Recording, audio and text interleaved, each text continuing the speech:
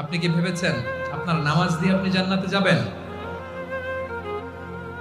আপনি তাহাজ্জুদ গুজার, সেজদা দিতে দিতে কপালে দাগ ফেলেছেন, এটা আপনারা জান্নাতে নেবে না।